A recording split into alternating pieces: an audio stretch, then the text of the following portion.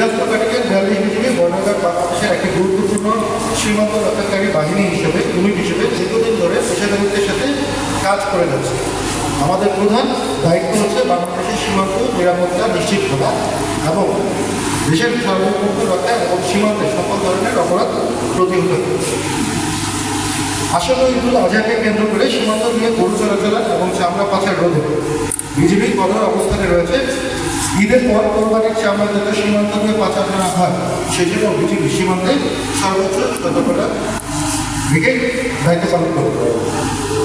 আপনারা জানেন যে দেশের চাহিদা অনুযায়ী পর্যাপ্ত পরিমাণে কোরবানির পশু মজুদ রয়েছে। দেশের খামারিরা যেন ক্ষতিগ্রস্ত না হয় সেজন্য পার্শ্ববর্তী দেশ থেকে যেন গরু আমাদের দেশে প্রবেশ করতে না পারে বিজিবি সেজন্য সরকারের সর্বোচ্চ সতর্ক অবস্থানে রয়েছে।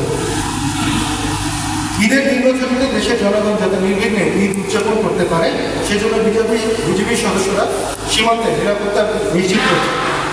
দেশের অভ্যন্তরীণ আইন শৃঙ্খলা রক্ষায় এবং অন্য ঈদ জামাত সহ অন্যান্য আনুষ্ঠানিক দায়িত্বসমূহে বিজিবি সতর্কতার সাথে দায়িত্ব পালন করবে। আপনারা অবগত আছেন বেশ কিছু দিন ধরে আমাদের সীমান্তবর্তী এলাকায় শিবির সংখ্যা বৃদ্ধি পেয়েছে এবং দিনাজপুর ব্যাটালিয়ন 42 বিজিবির দায়িত্বপূর্ণ এলাকার বিভিন্ন সীমান্ত পয়েন্টে সর্বমোট 57 জন ব্যক্তিকে বাংলাদেশি নাগরিককে ভারতীয় সীমান্তবর্তী বাহিনী বিএসএফ কর্তৃক পুশিং করা হয়েছে। পুশিংকৃত ব্যক্তিদের বিজিবি আটকরত দেশের আইন অনুযায়ী তাদের আটকরত নিশ্চিত করার সাপেক্ষে আইনানুগ ব্যবস্থা গ্রহণ করা হয়েছে এবং সাম্প্রতিককালে সীমান্ত দিয়ে পুশিং প্রতিরোধে বিজিবি সীমান্ত কঠোর নজরদারি এবং তৎপরতা বৃদ্ধির পাশাপাশি সীমান্তবর্তী জনসাধারণকে সাথে নিয়ে সর্বোচ্চ সতর্ক অবস্থায় রয়েছে। যথাযথ প্রক্রিয়া অনুসরণ না করে পুশিং করায় বিজিবি নিয়মিতভাবে বিএসএফের সাথে বিভিন্ন পর্যায়ে পতাকা বৈঠক এবং মৌখিক ও লিখিতভাবে প্রতিবাদ জানাচ্ছে। আমরা মনে করি সীমান্ত নিরাপত্তা শুধু বিজিবির একক দায়িত্ব নয় এবং এটি একটি রাষ্ট্রীয় নিরাপত্তার একটি গুরুত্বপূর্ণ অংশ। দিনাজপুর ব্যাটালিয়নের প্রতিটি সদস্য সীমান্ত এলাকার প্রতি সীমান্ত সুরক্ষায় সর্বোচ্চ সতর্কতা এবং পেশাদারিত্ব বজায় রেখে কাজ করে যাচ্ছে। বিজিবি হবে সীমান্ত নিরাপত্তা ও আস্থার প্রতীক। এই মন্ত্রকে আমরা প্রতিষ্ঠিত করার জন্য আমাদের সর্বোচ্চ চেষ্টা করে যাচ্ছি। সীমান্ত এলাকায় শান্তি, নিরাপত্তা ও অপরাধমুক্ত পরিবেশ বজায় রাখতে আমাদের সাথে স্থানীয় জনগণের সক্রিয় অংশগ্রহণ অত্যন্ত গুরুত্বপূর্ণ।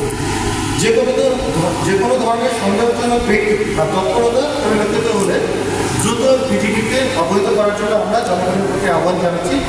আপনাদের সহযোগিতাই আমাদের সবচেয়ে বড় শক্তি। দিনাজপুর ব্যাটালিয়ন 42 বিজিবির পক্ষ থেকে আমি আপনাদের নিশ্চিত করতে চাই যে আমরা সীমান্ত সুরক্ষায় নিরুচ্ছিন্নভাবে কাজ করে যাচ্ছি এবং ভবিষ্যতে এছাড়া অব্যাহত থাকবে। চোরাচালান, মাদক এবং অবৈধ অনুপ্রবেশ প্রতিরোধে আমাদের নিয়মিত অভিযান চলমান থাকে।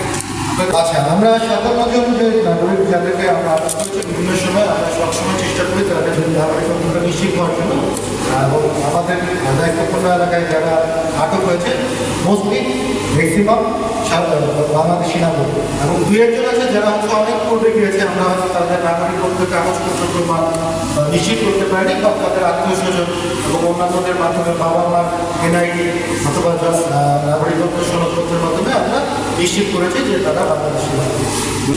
দূষিত যারা আমাদের কাছে এসেছেন তাদের জিজ্ঞাসাবাদে তারা জানিয়েছে তারা দীর্ঘদিন আগে প্রায় আনুমানিক 1 মাস 15 থেকে 1 মাস আগে তারা বিভিন্ন সময় আমাদের পার্শ্ববর্তী দেশের আইন শৃঙ্খলা রক্ষাকারী বাহিনীরা আটক হয়েছিল। তাদেরকে আটক অবস্থায় বিভিন্ন মেয়াদে রেখে পরবর্তীতে আমাদের সীমান্তবর্তী এলাকায় নিয়ে এসে জোরপূর্বক তাদেরকে পুশিং করানো হয়। তো এই ক্ষেত্রে আমরা যেটা লক্ষ্য করেছি তারা আমাদেরকে জিজ্ঞাসাবাদে জানিয়েছে তারা তাদের মোবাইল নাম্বার অথবা তাদের টাকা পয়সা বা ব্যক্তিগত কোনো জামা কাপড় তাদের সাথে করে নিয়ে আসতে পারেনি। অনেক ক্ষেত্রে আমরা তাদেরকে নাগরিকত্ব যাচাই করতে আমাদের সমস্যার সম্মুখীন হয়েছে, কারণ যেহেতু তারা তাদের আত্মীয়স্বজনের মোবাইল নাম্বার বা যোগাযোগের নাম্বারটাও আমাদেরকে সঠিকভাবে প্রদান করতে পারছে। অনেক সময় দেখা যায় যে তাদের শিশু সন্তানদেরকে ওখানকার সেফ রুমে রেখে তারপরে বাবা অথবা মাদেরকে বাংলাদেশে প্রেরণ করা হচ্ছে। এখন নাগরিকত্বের বিষয়টা এখানে ইম্পর্টেন্ট। বাবা বাংলাদেশি নাগরিক হয় সেক্ষেত্রে তাদেরকে বাংলাদেশের তাদের কাছে যদি ভারতীয় নাগরিকত্ব কাগজপত্র না থাকে সেক্ষেত্রে তারা ওইখানে রাখছে না।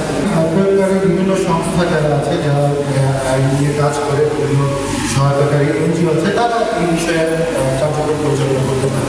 আমরা প্রয়োজনীয় সহযোগিতা করবো এবং আমরা সহযোগিতা করে যাচ্ছি।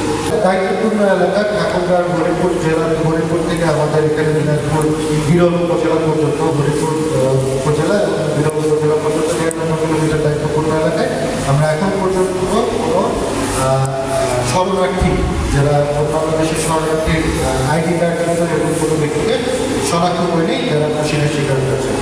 ম্যাক্সিমাম সবাই বাংলাদেশি নাগরিক, তারা স্বীকার করেছে যে তারা বাংলাদেশি নাগরিক। অতীতের বিভিন্ন সময় তারা অবৈধভাবে সীমান্ত করে দেশের দালালের মাধ্যমে প্রলোভনের কাজ করে তারা সীমান্ত অতিক্রম করে দেশ ত্যাগ করেছিল এবং বর্তমানে তারা ওখান থেকে বিভিন্নভাবে স্থানীয় পার্শ্ববর্তী দেশের আইন শৃঙ্খলা রক্ষাকারী বাহিনী দ্বারা আটক হওয়ার পরে তাদেরকে বাংলাদেশে ফেরত ঘোষিত করা হয়েছে। আর আমরা মনে করি সাংবাদিক হিসেবে সমাজের দরকার খুবই গুরুত্বপূর্ণ আমাদের মধ্যে একটা জায়গায় পালন করছেন সাংবাদিকতার মাধ্যমে। তো আমরা আপনাদেরকে যথাসম্ভব যতটুকু সম্ভব অবশ্যই সহযোগিতা করবো এবং আমরাও চাই আমাদেরকে সহযোগিতা করবো। আপনাদের সাংবাদিকতার ক্ষেত্রে কিছু সীমাবদ্ধতা বা লিমিটেশন আছে, আমরাও আপনাদের একটি শৃঙ্খলাবদ্ধ বাহিনী হিসেবে আমাদেরও কিছু লিমিটেশন বা ইনস্ট্রাকশন মেনে চলতে হয়। আমরা চেষ্টা করবো আপনাদের এই রিকোয়ারমেন্টটা সবসময় ফুলফিল করার জন্য। ঠিক আছে, এটা আমরা চেষ্টা করবো।